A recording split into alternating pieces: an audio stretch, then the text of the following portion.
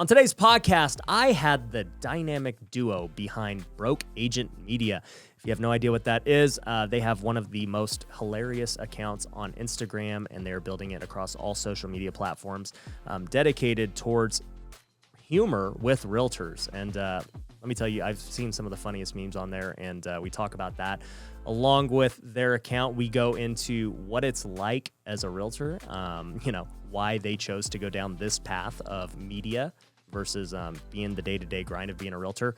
I definitely experienced that myself as wanting to quit as a realtor, and as going from being a real estate investor to being full-time at media. The jump is worth it, and we talked about why that is and some really cool hacks you can have on Instagram to get more engagement. I actually learned some things that I didn't know with Instagram stories, so you want to make sure that you stay tuned for that, because one little hack could probably double your engagement if you do this every single morning. So I learned a ton. These guys are really cool, and we talk about what the future is for real estate, especially for realtors. It is a really good time. So with all that being said, let's jump into the podcast. Welcome to the Ryan Pineda Show, where our mission is to invest. I only expect to make money in things that I understand. Innovate. It's about believing in the future and thinking that the future will be better than the past. And inspire. I am much more likely to hit my goal just due to putting it out there. You're now rocking with the best. What's going on, everybody? Welcome to the Ryan Pineda Show. Today, I've got some special guests. I've got the masterminds behind the funniest realtor account on Instagram. You guys may have seen it if you follow me. It's called The Broke Agent. It's the antithesis of the wealthy agent. Arch rival. And we're going to have to start beef now. Yes. Collision course. Yeah, but I have got none other than Eric Simon and Brian. I want to say Lazine, but both of those would be wrong. Byron Lazine. You just played golf with him for 4.5 hours. I know, You don't even dude. know his name. I was thinking of Adam Levine, and then I Right. was like, I butchered it all. Yeah, that's awesome. Everybody does that to me, so Byron that's just fine. sat with me for 4 hours in my car, but Yeah. it's all good. Yeah, it's all good. So, guys, I've seen The Broke Agent for many years, and it's absolutely hilarious what you guys do with memes. And you guys are starting a media company with that. That's going to be massive, I believe. But before we talk about like all these future plans and what you plan to do with the brand, I want to know like how you guys even came about all this.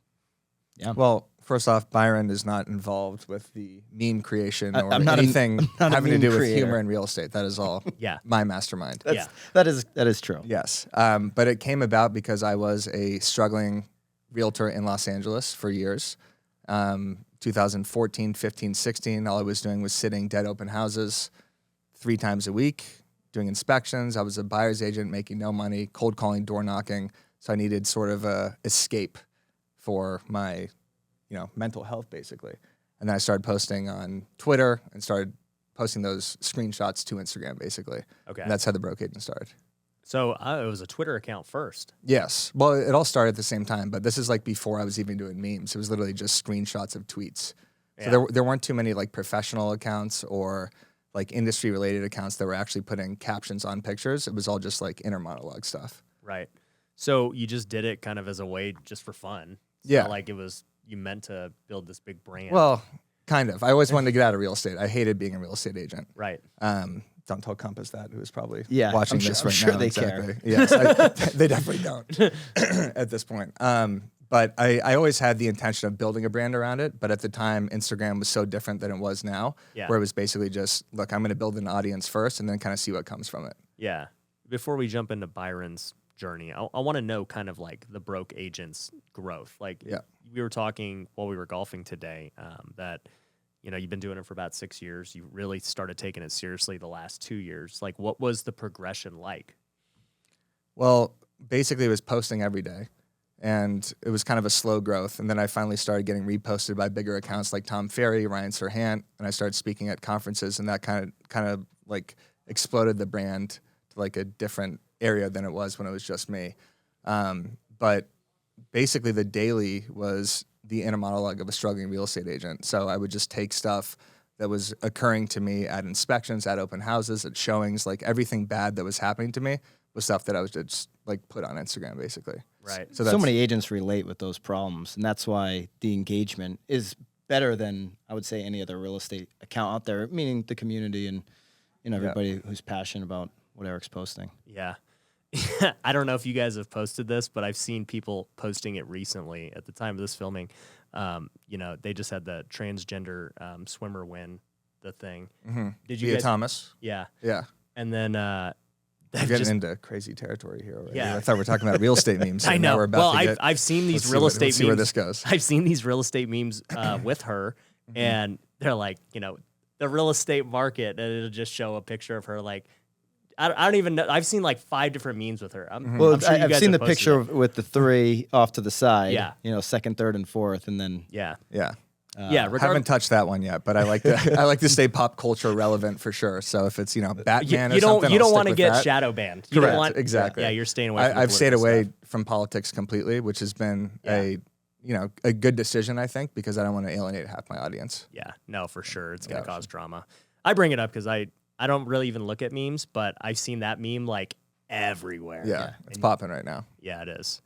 Maybe you might have to break through and just do it. Yeah, probably not. I think I'll stay with you. So, okay, you do this after 2 years, or I mean, I guess the last 2 years, you really started to take it seriously. Like, what is that even? Like, what's the difference? Well, right around the pandemic, I was still selling real estate, doing kind of social media consulting and kind of like all these other odd jobs within the community or within real estate. And then I realized when there was kind of that span from March to June where no one knew what was happening with COVID, I was like, I have to go all in on this. Like, this is what I'm good at. I'm good at creating real estate humor. I'm good at creating content. I need to like fully just say, this is my job. So in terms of like what that looked like, it was really just posting more, which I know doesn't sound like much, but this turned from, 1 or 2 feed posts a day to 15 Instagram stories a day, 2 or 3 feed posts a day, a mailing list, Facebook posts, a podcast, Twitter posts, YouTube, like everything. So I just decided to go like full media company with it, as opposed to just like, all right, I'll post a meme, kind of check away, and then see what happens with it. Yeah, no, I definitely know all the work that goes into it. Like, Yeah. The moment I started to take social media seriously, pretty much 2 years ago as well, I pretty much said, I'm going to keep my companies running because they can run without me, but I have to put in so much work now filming. Like, I'm a full-time, like, just film guy. Yeah. Like, that's where I spend the majority of my time. So every day filming. well, not every day, but like if I had to look at my work hours in this office, the majority of it is filming. Yeah. So, when I'm working on the business, I should say, I'm outside of the office just kind of thinking about strategies and different stuff, but like actual like doing things, majority's filming. Yeah. I started looking at as a media company where I wanted every single time someone logged into Instagram that they see a new broke agent post, whether it's a story or a feed post or on Facebook or on Twitter. So I just had to hit them from all angles, basically. Well, what's interesting is I tell people this all the time. It's like, I am not the best real estate investor, but if I'm the most known one, then that has more value, like in the end, because it's going to allow me to do a bunch of things. And I think kind of what you're saying is too, you didn't even like being a realtor, but you're more known than 99.9% of realtors. Mm-hmm. Well, most of the best books written have never been read because they're not being marketed to that way. They're not a New York Times bestseller. To your point, you better be known if you want to monetize it. Oh, 100%. So Byron, not Brian, That's right. my golf partner who absolutely crushed it through the On first the front, 9. And totally. Specifically holes 2 through 9. Yeah. Yeah. Then imploded. But A small implosion. yeah. Tell me, how did you link up with Eric? Yeah, so it was at an Inman conference. I had gotten into real estate. You were incessantly calling me to meet with me. Yeah, no, it was actually the reverse, right? So at the time I was building a team. I've always been a team builder since I was in real estate. After failing in real estate, I actually started investing when I was 19 years old during the mortgage crisis. Wow. And lost 3 houses by my mid-20s, went completely bankrupt in real estate by my mid-20s. And so wanted to get back in and started building a team immediately, had nothing at the time really. And so just started really doing well with sales and took off my first few years, was speaking at some Inman panels, and Eric actually reached out to me at that Inman panel in New York City. That's 100% Why would I true. reach out to I don't you? know I why. had no idea who you were. I had no idea who you were. Dude, you had me on your podcast. The No. When you and I met, I first promise. time. I promise you, this is how it went. You or Wes reached out to me. No, Byron, you had me on your podcast like 6 months before this event. You're like, hey, when you get to Inman, I didn't even let's have grab a a beer. podcast. You did. What year I was think this? I'm making this up. 2015, 16. You and that Yeah, other guy. I would you say had a it was. podcast. I would say it was 2000. Yeah, probably 15. Yeah. Yeah. No.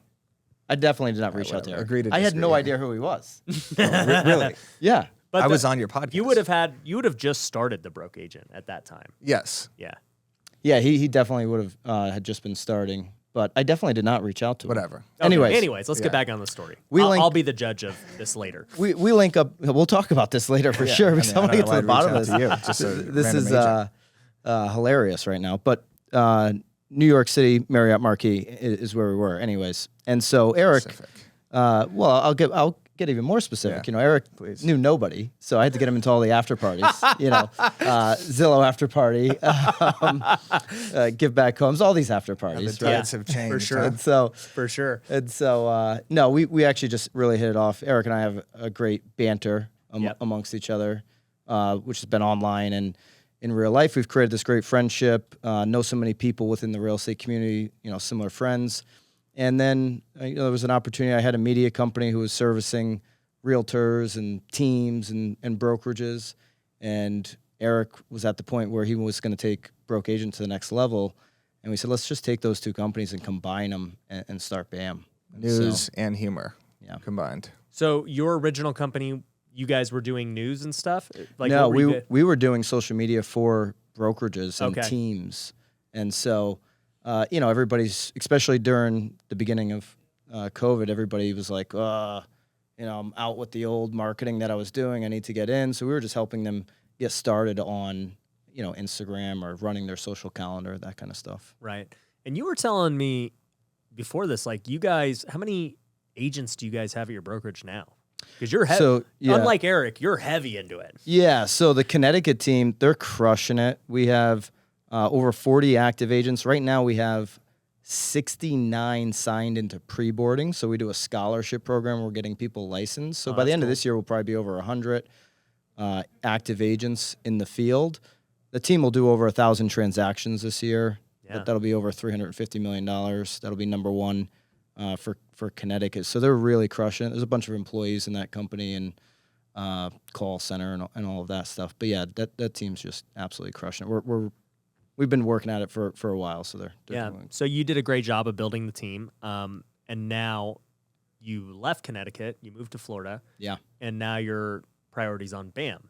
Yeah, and BAM is the priority. It's eating up all of the day, which is exciting because there's so many opportunities with BAM to actually make a difference in the real estate community, right? It's one, we obviously want humor and what we call edutainment for all of the agents out there. And That's our mortgage word. Our word. We professionals. made that word up. Yeah. Edutainment. Yeah. Edutainment. And so, but this is like adding some value and actually giving them the chance to, make a difference with their business. So we didn't even address, people are like, what is BAM? Like, are we talking about baseball or what? Like, Yeah. what is BAM? Yeah, BAM's Broke Agent Media, which is the Barstool Sports of real estate. I like it. Have you guys talked to Portnoy? No. Is he going to acquire you guys? I don't know if That's he's the goal. I don't know if he's going to be offended by us saying that, but that's really the I goal. think that's there. a great definition. Yeah, Like, it is. When It I is. look at what the Broke Agent brand is about, it is very similar to Barstool. The best thing about BAM is the elevator pitch is easy. If you know Barstool, you say that, you get it. You understand what we're doing. We're not trying to break stories. There's a lot of people that can break these stories, whether they're a national publication or a real estate publication. We're just going to tell them in a better way that people want to actually consume it. In a Right. funny way, also. Yeah. So you guys going to make like fake stories and stuff too? Yeah. Well, I did that actually. I had BNN Broke News Network where we would do kind of like an SNL style show, but then I also did Onion style Yeah. headlines. I like the Onion. Yeah, Yeah. the Onion's great. Clickhole is great too, Haven't and heard of that Babylon one. Bee's funny. Yeah, There's- Babylon There's Bee's a lot of funny satire, like headlines like that. So I've done stuff like that in the past, and then I did one about like a realtor that handed out like pot cookies at their open house. I completely made up the story. I wrote like an entire paragraph. It got like 400 shares or something like that and reached maybe 50,000 people on Facebook. And then I realized that I'm like creating bad news about real estate agents and that I should probably stay away from that. But I do like the idea of doing some sort of fake headlines. Yeah. No, I like that. Yeah. If you're listening to this podcast, then my guess is you're interested in real estate investing. Some of you are just starting out, while others are trying to scale their business to the next level. But the problem is, with so much information out there, most people don't know which program or coach to trust. Well, I'm a bit biased, but I believe my company, Future Flipper, can help you get to the next level. We've coached thousands of students from all over the world on how to build their real estate investing business. It doesn't matter whether you want to flip, wholesale, or buy rentals. Our coaching program has everything you need to become a great investor. There are many things that we include with coaching, but to give you a few examples, you're going to get an accountability coach. These are people that have had success in their own business, and they want to make sure that you achieve success in yours. We also have all of our documents, our systems, and processes that I've used to buy hundreds of homes. You can copy and paste them directly into your own business. And we have events where you get to meet me, top-level guest speakers, and other students who are crushing it. My students do deals with each other, and I personally do deals with them too. In fact, at a recent event, I just honored over 20 people in our program that made over $1 million in the last year. So if you want to grow your real estate business, head over to futureflipper.com and apply for a call with our team. The call is completely free, and they can help point you in the right direction whether you work with us or not. So go to futureflipper.com and book your call today. For the last year, the real estate market has been on absolute fire. Prices are at all-time highs, interest rates are at all-time lows, and there is more money in the economy than ever. But with so much competition, many investors are sitting on cash, struggling to find great deals. If this sounds like you, then you need to invest with Pineda Capital. With my network and social media following, we get access to the best real estate deals all over the country. And if you're an accredited investor, you can invest with me on those deals. In fact, last year we purchased a 334-unit apartment complex in Georgia for almost $20 million. We expect it to be worth well over $30 million when it's all said and done. Our goal with each deal is to build in so much equity from the beginning that we're able to refinance our investors' cash out and own the properties together with little to no money into the deal. And the best part is, you don't have to do anything. Our team will find the deals, handle the renovations, get them leased, and eventually refinanced or sold. All you have to do is provide the capital. So if you want exclusive access to our deals before they hit the public, go to pinedacapital.com to schedule a call. We can put your money to work today to start getting you great returns. So go to pinedacapital.com now to get access to our deals. So were you always just like a funny guy who liked comedy and stuff? Yeah. Okay.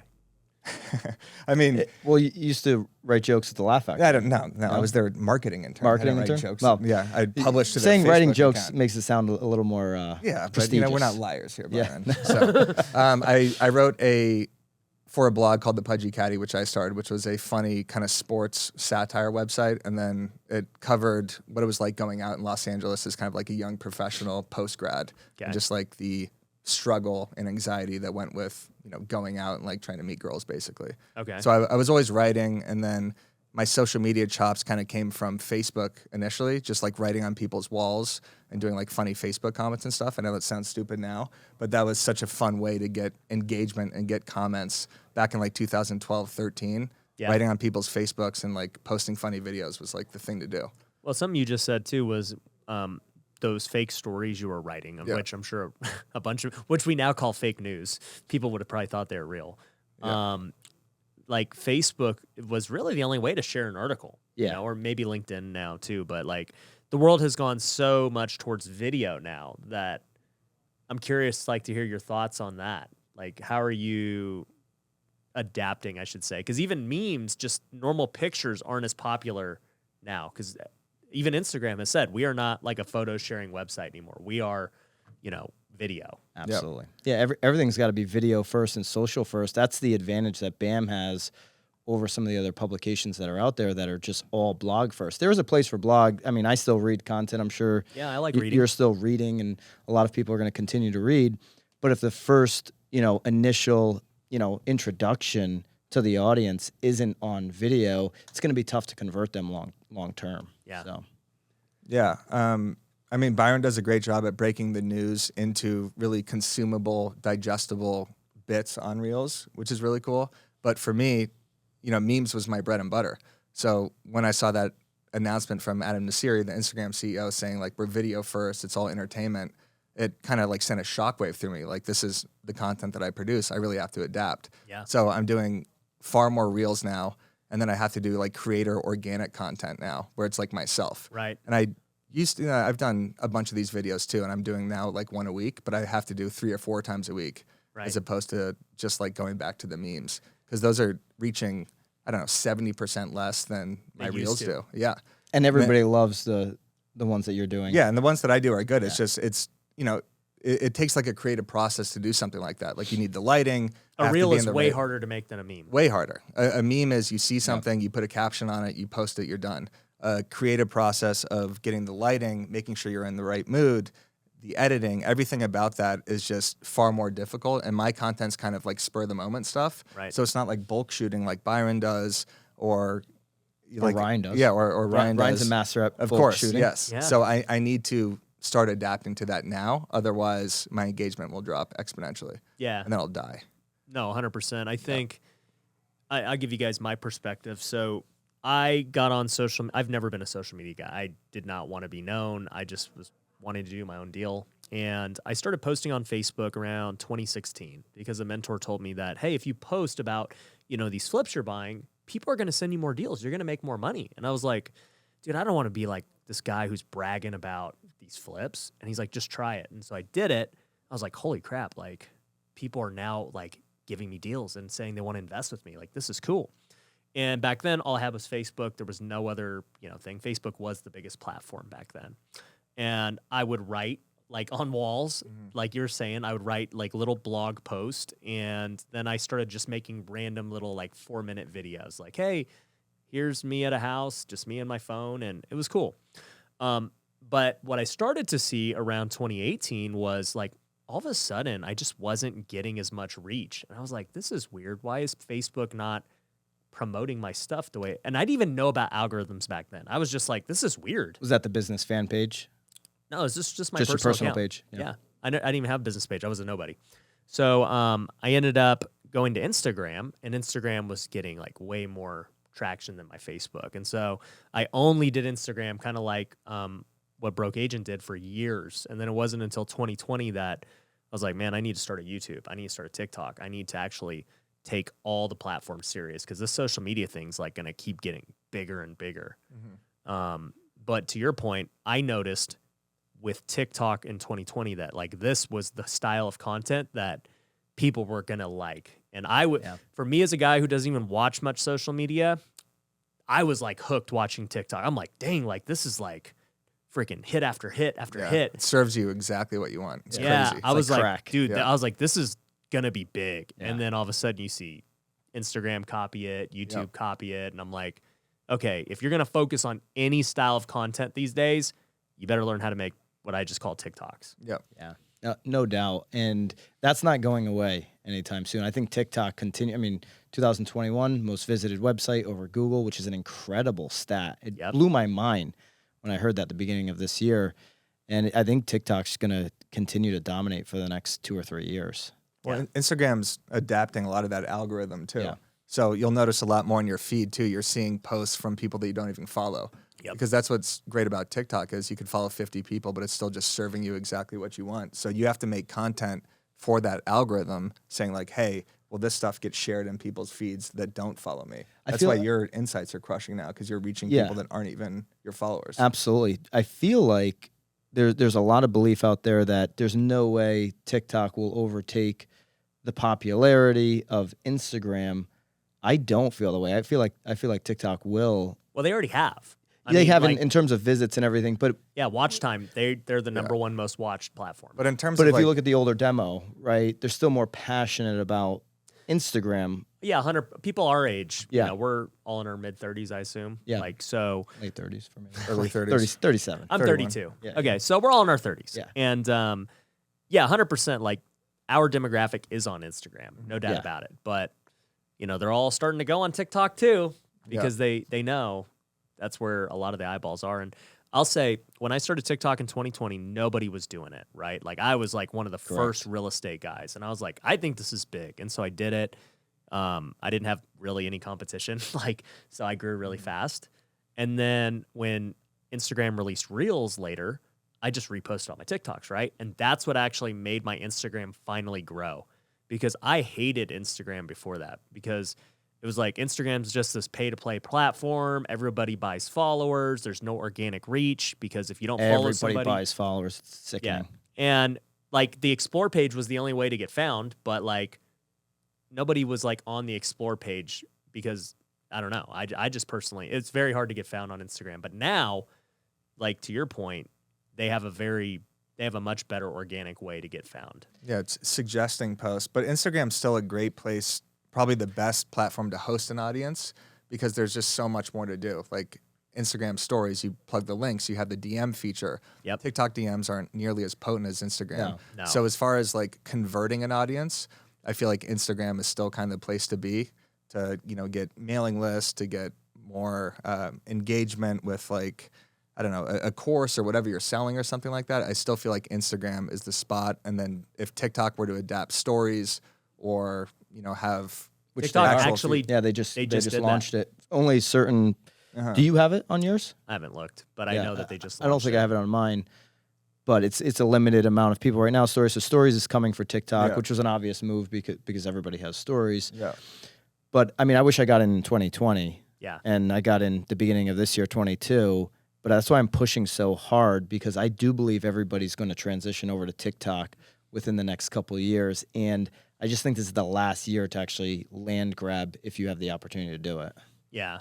I'll tell you, my opinion is having a pretty good following on all platforms. I was asked this I was on my buddy Graham Steffen and Financial Jeremy, if you guys know those guys on YouTube. We were doing a video for this YouTuber named Phidias. He's like friends with Eric and Mr. Beast and these guys. And I don't even know how this got brought up, but they were like, what do you think's the most valuable platform right now? And of course, Graham and those guys say YouTube. YouTube, right? for sure. Yeah. And YouTube is the most valuable for them. And I looked at it and I said, well, I've got 200,000 on YouTube and I've got 200,000 on Instagram. Like, so it's an evenly matched deal. And I would guess that I make more on Instagram than I do on YouTube. And it's mainly for the feature you mentioned of DMs. Having the ability to DM your potential customers or clients is enormous. YouTube doesn't have that. And as your point, TikTok, I don't even DM on TikTok because it's just a mess. Yep. Yeah. Yeah, I use TikTok strictly as consuming and posting. Yep. So no interactions. It's just like brand awareness. Yeah, my Instagram, like the DMs, it's so important to stick up on those and also like respond to comments that like before I even post anything in the morning, I make sure I respond to 30, 40, 50 DMs because that just like gets the algorithm going. And anytime you DM with someone, you're more likely to show up in their feed.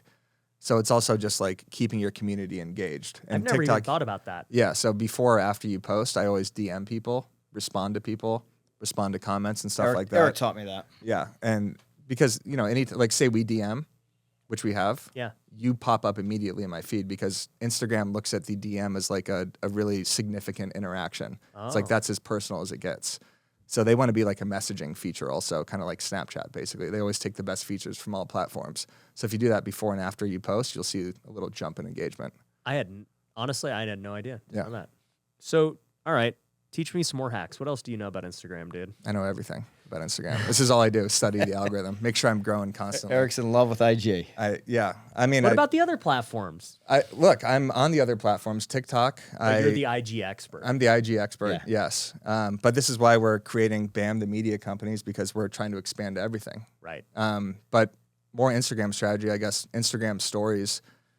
I've seen such a significant growth in my following and engagement because of how consistently I post on my story. And the best thing you can do on stories is you start with the most engaging post first. So instead of doing like a reshare or something that won't get like DMs or interactions, you always want to start your day off with a really potent Instagram story that gets the most engagement. And then it leads your other stories to more, if that makes sense. Maybe a poll where a lot of people are going to engage in it. Because when I started doing it, I did notice a huge jump in the amount of people that were engaged with my profile during that day, as opposed to just putting up something that's going to perform at 20% of what a poll would or whatever. And the reason to do this, like if you're posting a podcast link or a link to your course or a link to something that you want people to hit, you always want to have that story hitting that day, right? So that's when you want to do a poll at the very beginning. And then another hack you could do is let your story expire from 24 hours ago.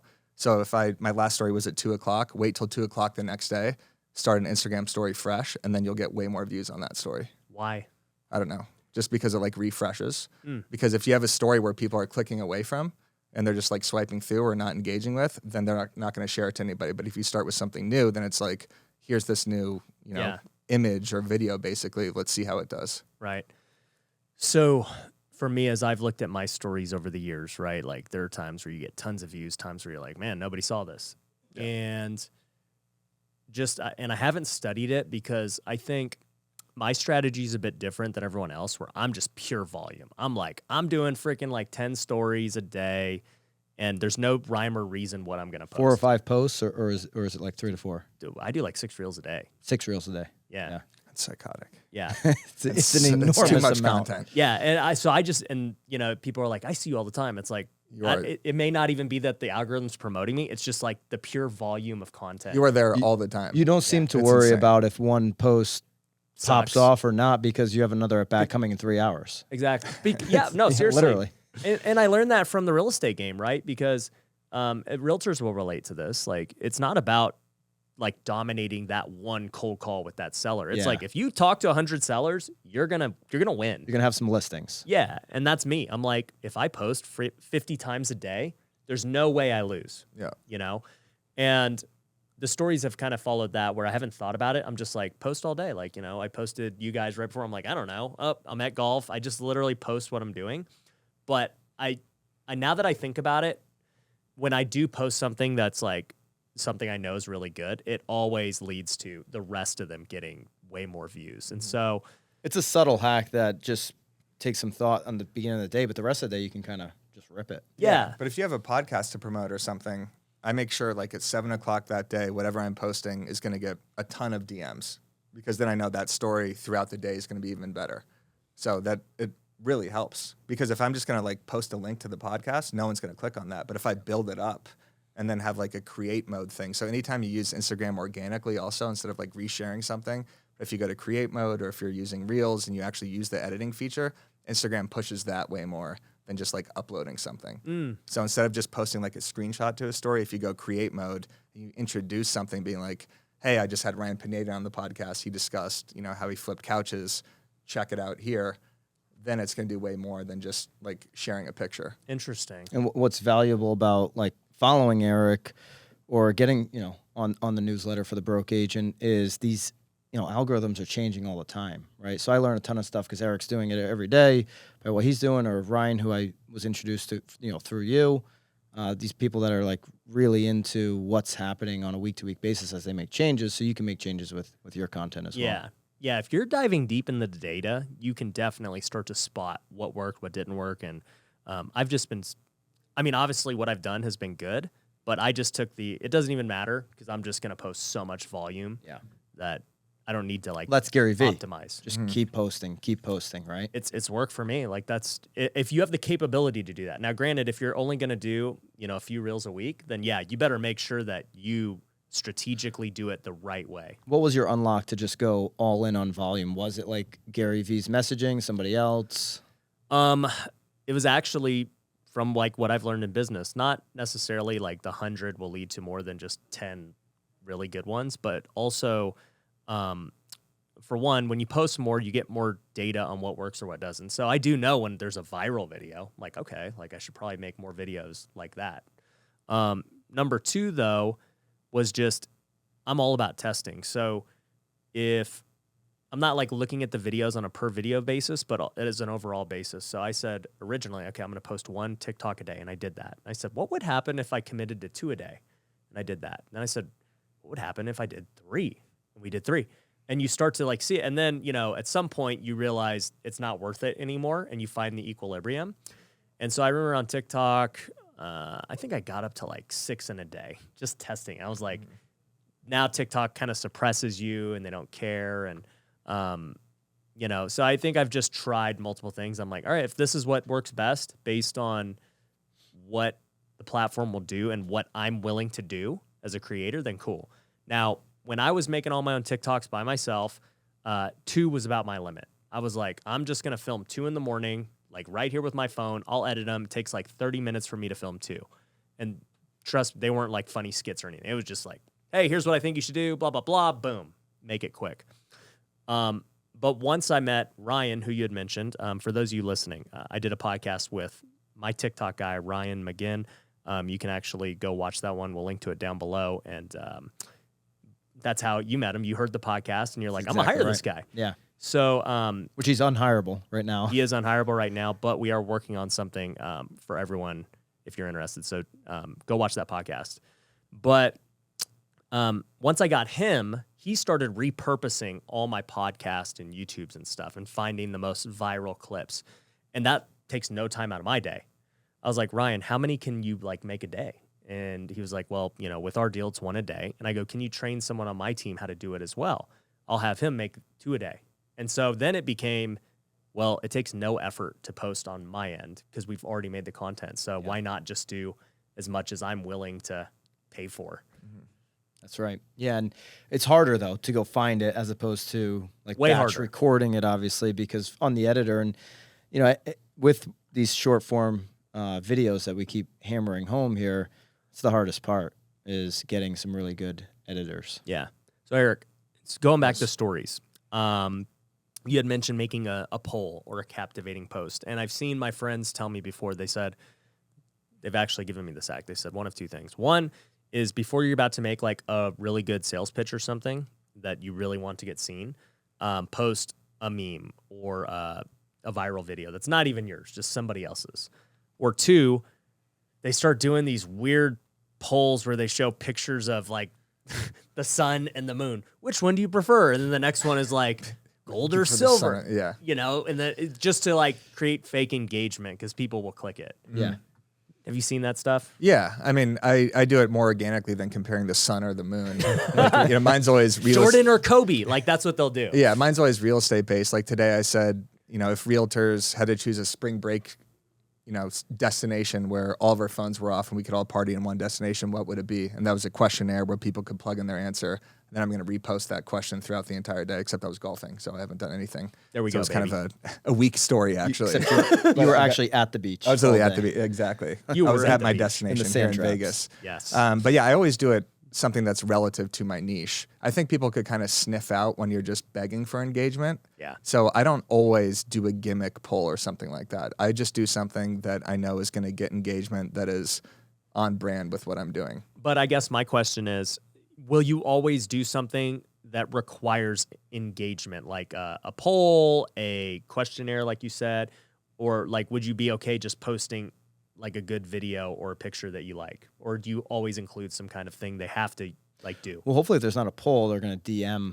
off of that piece of content. Yeah, I mean, Right. like I'll do a bad real estate pick or something that I know is going to get DMs, but I'm not always like begging for engagement necessarily on my story. I just always have to keep the algorithm going by having a story up there. So every day it's 5 to 15 Instagram stories, 2 to 3 feed posts a day, no matter what. So that's always happening. And then if I have a post that performs terribly, I always try to do a save where it's like a post that performs well, because once you start, yes? No, go ahead. Well, stop breathing while I'm talking. Right. It sounds like you're about to say something. I'm trying to interject. I'll just pass out over here. I'll pass faint. out, please. I'm not breathing. I just hear him just sucking in air nonstop. I always like the algorithm starts to recognize when you have content that's doing poorly consistently. Right. So I always try to save it with a really good post after that. So what I'll do is I'll go back to my feed of, I don't know, 3,500 plus posts at this point and find a meme and I could turn that into a video, or find a video that I posted in 2016, 17 and turn that into a reel with a trending song to kind of save the day algorithmically for me, which is insane because this is what I'm focusing on nonstop. So not every realtor is going to have to like look at their Instagram and like save themselves. Sounds insane talking about it. Well, right this now, is but- where Graham, you brought up Graham, is right when they say YouTube's more valuable because you don't have to feed it every single day. Something from 3 years ago can continue to be searched, where TikTok and Instagram have to be fed. Like literally, you can't have a story not up within a 24-hour period on Instagram. So you're just continuing to put content onto the platform. I feel a gravitational pull towards Instagram. Yeah. Like even just today, golfing for 4 hours. I haven't posted. Yeah. And But that's also like breathing air. You need to golf. well, You of know, course, I understand, but like, Do we need to talk after this? look, I got to post something right now. I got to get off this podcast. But also, to your point about stuff that on YouTube that will sustain views because you could look it up later. Instagram now, like SEO wise, if you write longer captions and you have certain like words and everything, those posts will actually have more sustainability. So it's not something that you posted a couple of days ago, but if you do something about real estate investing and you have that like in your caption and people search something about that, that could pop up a little bit more. I got it. Yeah. As the world starts to go more digital, you need to be aware of which businesses are going to thrive in the future. One of the obvious ones is e-commerce. In fact, last year, e-commerce sales did over $4 trillion globally, and it's continuing to grow. Now, if you're like most people, you probably don't have time to learn a whole new industry and start a new business. But there is another way. You could partner with us at Lunar Ecom. We have over 300 e-commerce stores that we have created and managed for our clients. And the best part is, it's completely passive on their end. The business model is very simple. You cover the cost of creating and running the store. We handle everything else. We pick the products, we handle fulfillment, returns, and customer satisfaction. After all that, we split profits at the end of the month. This means that when you win, we win. If you want to learn more about how it works, you can watch our case study at lunarecom.com. I believe that the e-commerce space is going to continue to explode as the world goes digital. So make sure you're with the right partner who's going to be ahead of those trends. So go schedule a call with my team today at lunarecom.com if you want to learn about how we can start taking your passive income to the moon. Most people want to get rich at all costs. They make sacrifices with their family, their health, and their faith, all in the pursuit of money without even realizing it. But what if I told you it doesn't have to be that way? What if you could grow your wealth in all areas of life? Well, it's possible, and that's why I created The Wealthy Way. It's a community of people striving to grow together in all areas. And we have multiple tools for you to use that are completely free. You can get access to the Wealthy Way Planner, where you can set goals and hold yourself accountable on a daily basis. We also have our Wealth Builder Academy, which is over 4 hours of content teaching you how to manage your time, create the right goals, and all the biggest secrets I've used to grow my life, not only in my net worth, but in all aspects. Lastly, we have our Discord community where thousands of wealth builders are all over the world encouraging one another and growing together. And once again, all of this is completely free. There are no upsells, there are no hidden catches. For me, this is a passion project and I want to build a community of like-minded people. So if you want to start living the wealthy way today, go to wealthyway.com. There you can get all the free resources like the course, planner, and Discord community. So go to wealthyway.com. You know, one thing I've noticed with stories is that if I repost, someone tags me and I repost, those always suck. Oh, absolutely.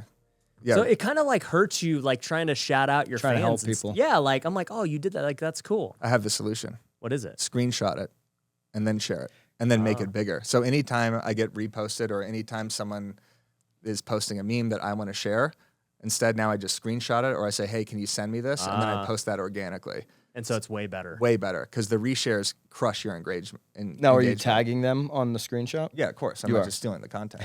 I'm tagging them. Yeah. But you like also- if one of my fans is, because, they'll be like, you, Ryan did XYZ, like it's really helped me. And so you're saying just screenshot that and then post it to my story. Yeah, but but it's still tag them so they get Yeah, the yeah, benefits. tag but it's Yeah. also cool for validation. So if you do a podcast that's getting shared a bunch and you reshare a couple of those, I think that creates kind of FOMO that other people are sharing that. So I think I do it very specifically.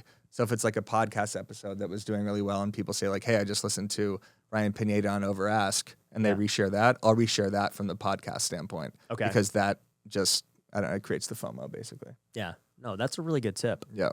And then also you don't want to have too many tags or links within the same story. So if I'm promoting the podcast or a template platform, I try to do those on separate days because you don't want them to keep clicking off the platform. Right. So I only try to do one link a day. And then I sandwich that link in between two very engaging stories. Right. No, I like that, dude.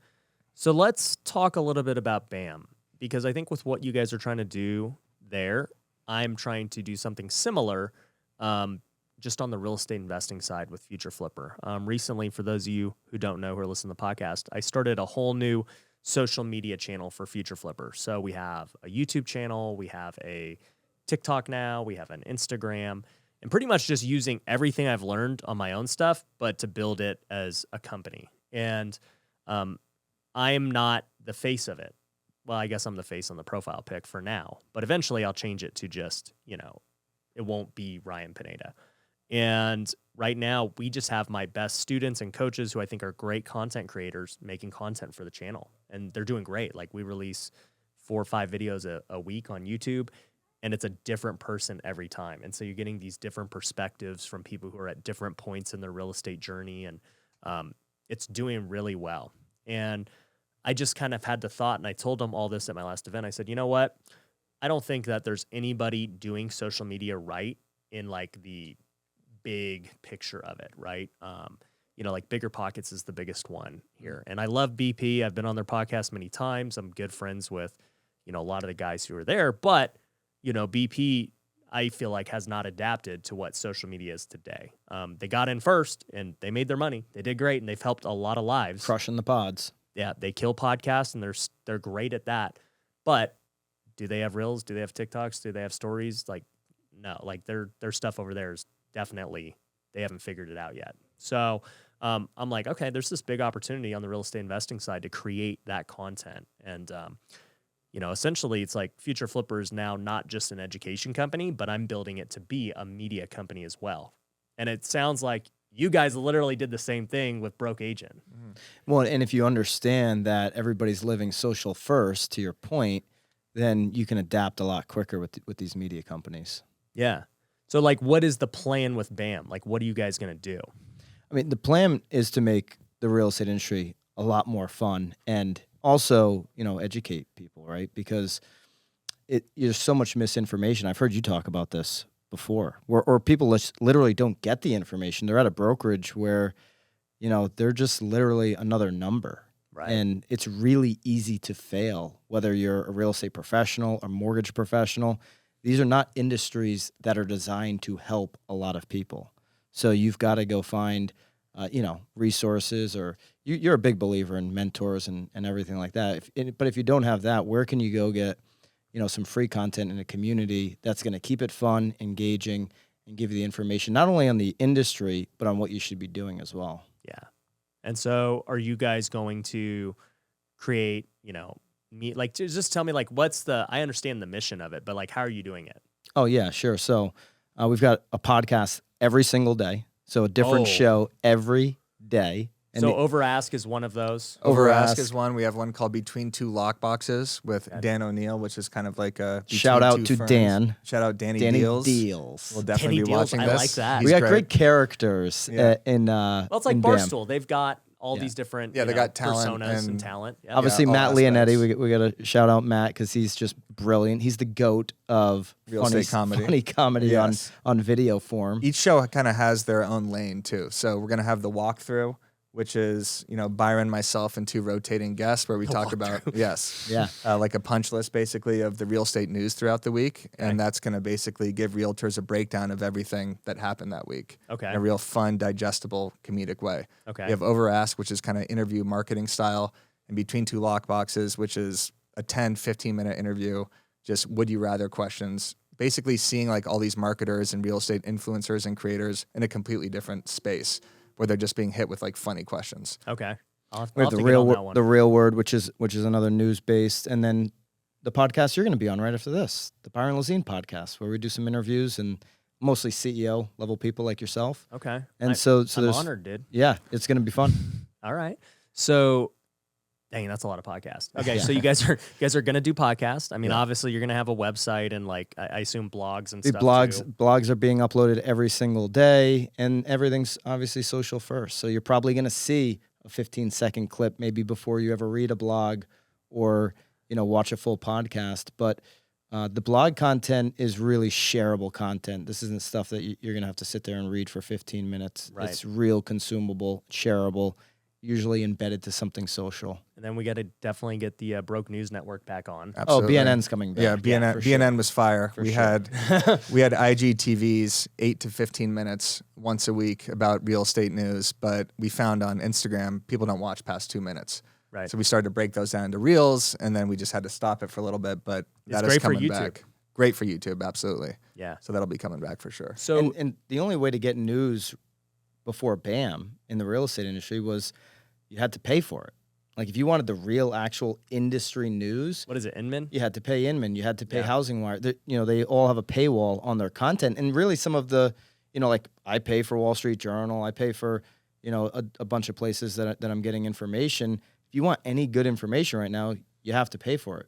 Bam. If you want to read any of our content, you just go onto the site and you can read it. Also, it's on Instagram first too. Like people consume media in our demographics so much more different than people did in the past. Yeah. So I want to consume headlines from Twitter, from Instagram directly. I want to see the post right there. I don't even want to go to a site necessarily. 100%. So a lot of these other publications will link you to something, which we'll do as well.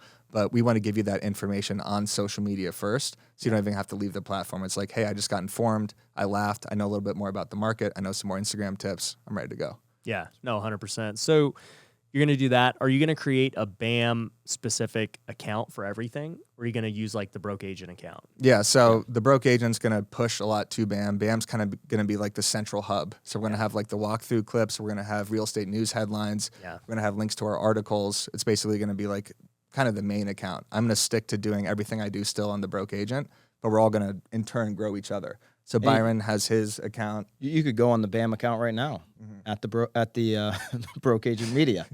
At Right. Broke Agent at Media. Broke my Agent God. at Broke Agent Butchered Media. that. I was, Broke I'm Agent so used to Media. saying the Broke Agent, but Yeah, at Broke Agent Media. At the Yeah. _B_ Broke Bam. Agent Media. Yeah. You'll find it. We'll link to it, guys. Yeah, don't yeah, we'll link don't to it. listen to anything they Yeah. just said. Don't get all stressed out. Yeah.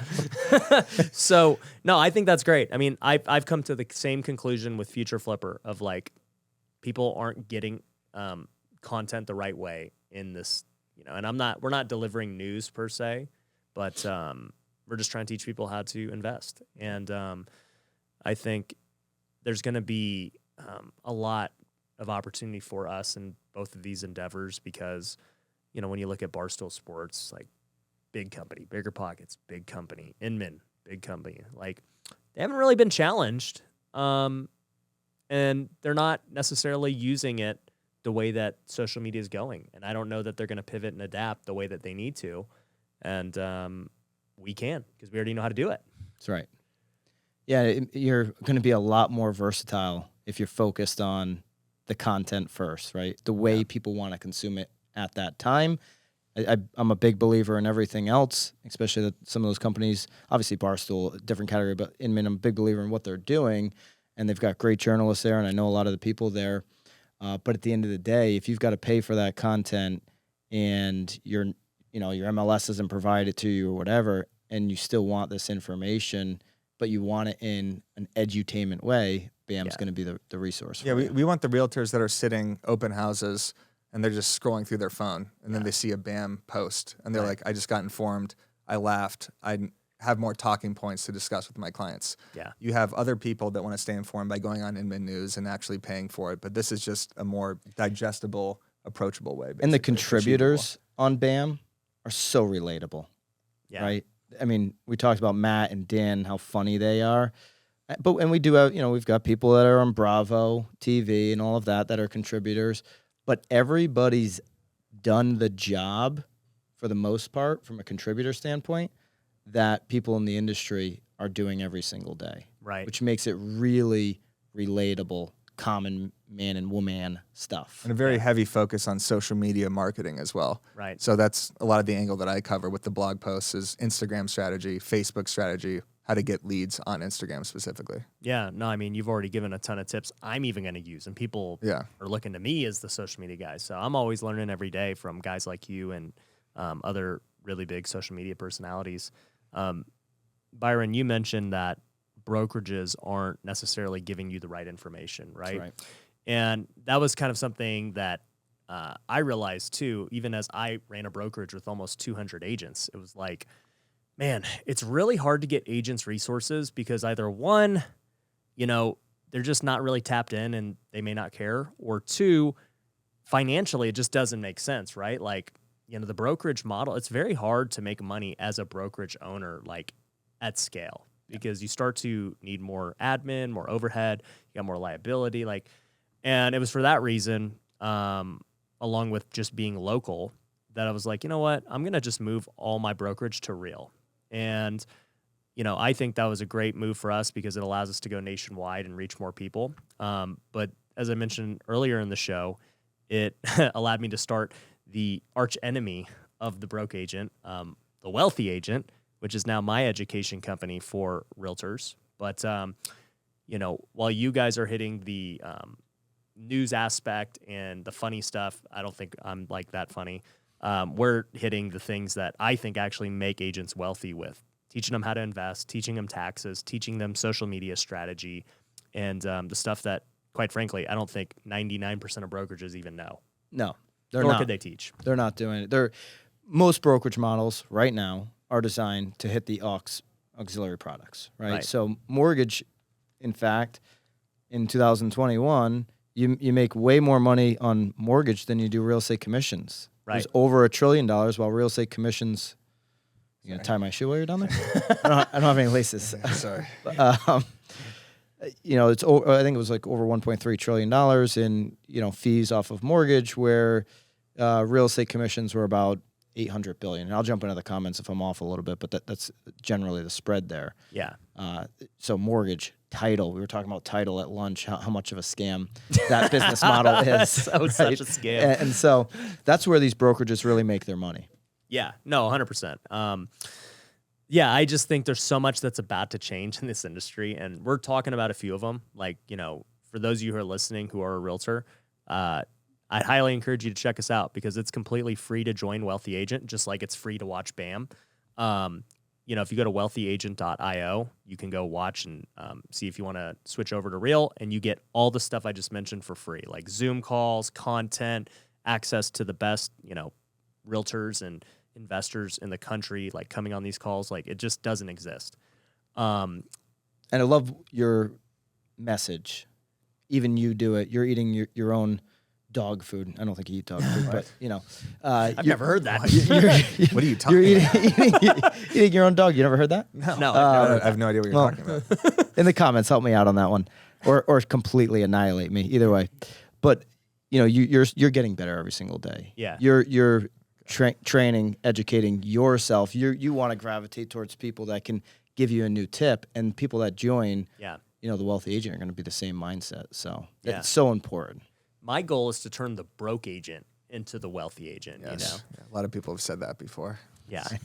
How do we make that? It's in the process. How do we make that next step? Yes.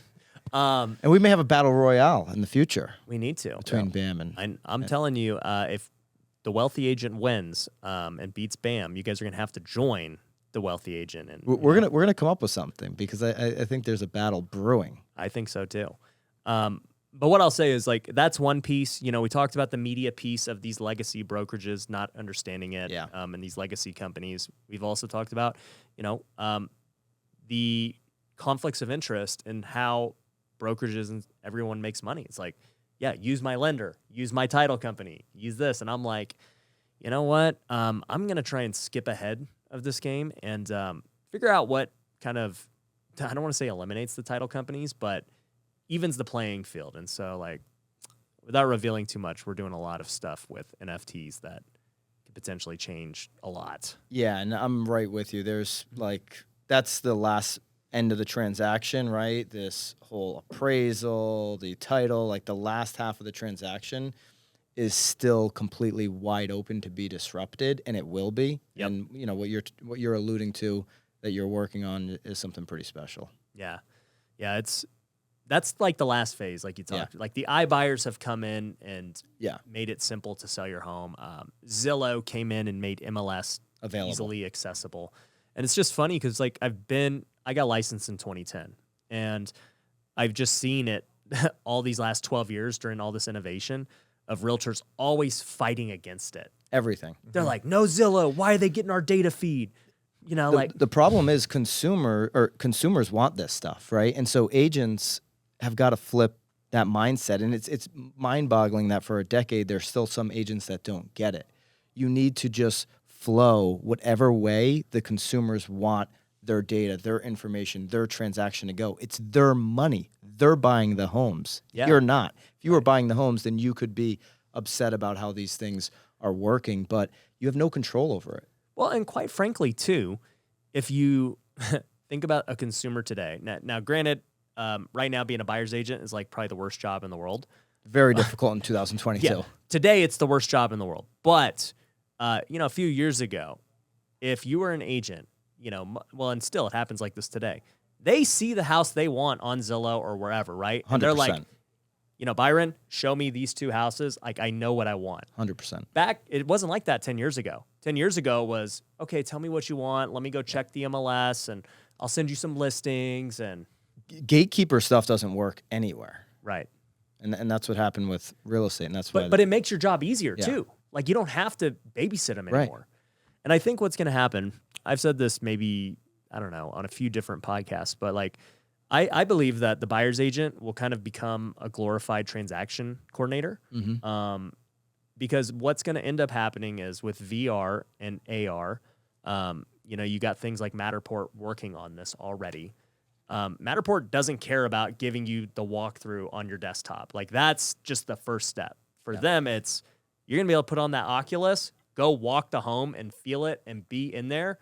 So, like, by the time they call you, they're like, hey, I want to make an offer. I've already walked it. I'm ready to go. And the deal's done. You didn't even have to show a house. Right. No, that's 100%. Now, I do. There's still a lot of people that are going to want to physically get in there on the inspection or what have you if they're living there as their primary home. But the front end of the transaction is already shortening. Appraisals keep people with a mortgage keeping it longer than it really needs to be. But with some of the stuff we were talking about at lunch with the blockchain, it'll get a shorter time frame. Yeah. Sorry. Having like a coughing attack here. Our guy Eric's going to die. He hasn't posted on Instagram in Yeah, 5 hours. My stories need me. I don't know what the hell you guys are having talking about. the last Instagram 10 minutes. Stop talking withdrawals about right now. iBuying. Yeah. We talk about Instagram He's strategy having here. withdrawals. Somebody inject an Instagram story into his veins. No, I got please. a tick on my throat. I almost just exploded. Yeah. I was getting redder and redder by the second. Sorry. It's Go all ahead. good. We're Keep wrapping talking up about Zillow. anyway, dude. Yeah. So no, I think it's great what you got with BAM. I think we're all on the same page where the future is headed and how we want to be at the forefront of that movement and kind of set the tone. So I'm definitely excited to see what we do together with BAM and with everything I've got going on. It's gonna be good, man. It's gonna be a lot of fun. Yeah, man. Yes. Yeah. As long as Eric doesn't cost me another $100 on the golf course, we'll definitely be doing this. Hey, we again. won it. We won at the roulette tables last night. We're that's okay. true. I That's was about to take you for some money in ping pong as well. I think. Thinks he's gonna beat me in ping pong. I Well, guarantee it. You heard it here first, folks. I'm going to beat Ryan 21-14 in ping pong. 21-14. Wow. Easily. Wow. I don't know. Ryan's got a lot of those minor league baseball days where maybe they had some downtime. played tennis I in don't high know. school. Yeah, I don't know. Yeah, well, I don't even think you played a 21 in real ping pong. So I don't even know if you know the rules. Wow. What do you play to? Yeah, you do. I'm pretty sure in ping pong you play to 11 and you play multiple sets. All right. Well, you know what? This isn't Olympic ping pong. Okay. I think we'll play whatever you want. Well, my paddle's over rules. there. It's a very expensive paddle, and I play Asian style. Oh, great. Where it's underneath. So, I mean, I kind of didn't tell you all that, but Okay, we'll see. You're gonna We'll get see. smoked, Eric. Actually, I'll put some money on this game. Okay. I'll win my $100 back. Let's I do got my it. money on Ryan. all right, there we go. Well, anyways, guys, we're going to link to BAM down below, Broke Agent, all your stuff. And guys, sign up for Broke Agent's email list too. They've got some cool packets and meme things they can send you if you're a realtor that can help you get some leads and get this engagement that's going to end up helping your stories and Instagram out. So, guys, I appreciate you coming on. And everyone else, thanks for being a subscriber. If you haven't, make sure you leave a 5-star review. Catch you on the next one. Peace. Thanks for watching The Ryan Pineda Show. If you want to work with me, head over to ryanpineda.com. You can find my courses, coaching programs, and upcoming events. We also have free resources you can download, so head over to ryanpineda.com.